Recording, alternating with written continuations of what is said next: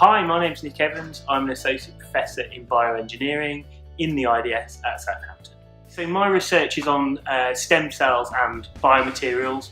So we're trying to find ways to put stem cells on biomaterials, or to get cells to interact with materials to try and cure diseases and hopefully replace missing tissues in people for human medicine. So part of it in our research, we're trying to work on bone repair, and part of that is to try and find ways to stimulate some of the stem cells in your body to form new bone. So what we're really proud of doing in the lab is finding ways to deliver therapeutic molecules to bone fracture sites, and we've shown that we can increase the number of those stem cells that can ultimately contribute to replacing the bone tissue.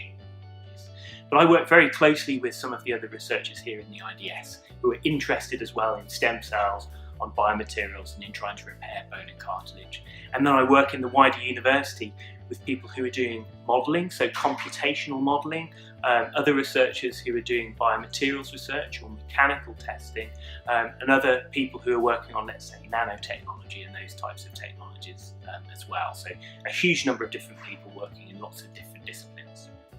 I've collaborated for several years now with DSTL, so that's the Defence Science and Technology Labs. So they're people who are interested in military applications of biomedicine. People get injured when they're working, not only in civilian life but in the military as well.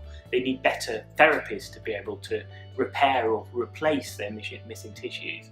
And we're also actively collaborating with those sorts of people too, which is great.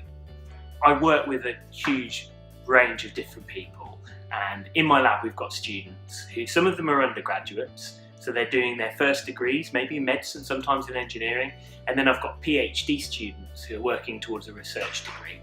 And in the lab at any one time there's usually sort of 3 or 4 students I'm working with. And they come from all over the world, so I've got had people from Romania, had people from Italy and other places in Europe, and it's a really nice team. You know, we work together and we're trying to find things out about the world.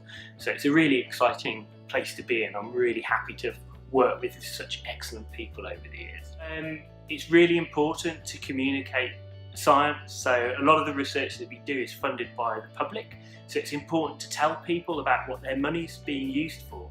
So I've developed a number of different ways of doing that over the years that I've been a scientist. One way that I'm really excited about at the moment is a colleague and I, a guy from the University of Cambridge, we do our own podcast. It's called The Science Shed, and the two of us get together and we just chat about things relating to science and generally being a scientist.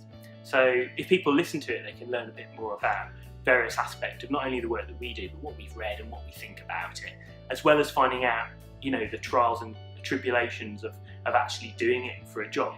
So another way of doing it is a colleague and I worked to design something called a stem cell mountain. So that's John Dawson has been the brains behind this particular project, and he's designed this giant kind of mountain where marbles go down channels, and it illustrates how stem cells make choices of how to turn into one type of cell or another type of cell. So that goes around the country at different road shows, for instance Glastonbury, and also the Cheltenham Science Festival, all kinds of festivals.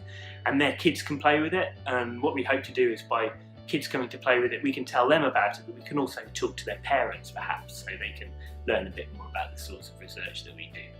So I've been with the IDS for 5 years, and in that time I've seen it develop. I've seen some really exciting achievements that it's made in all aspects of human health. So the IDS is to try and find things out that help people's health throughout their life course.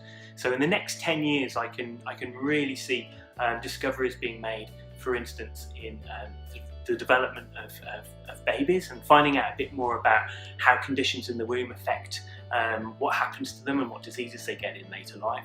And with the regenerative medicine, I can see that we can find new therapies to try and help people age better. So try and find ways to replace tissues or make their tissues age in a less problematic way. So there's lots of ways in which the science that we do here can really have an impact on people over the next 10 years. Happy birthday, IDS! We got there, 10 years, 10 more now.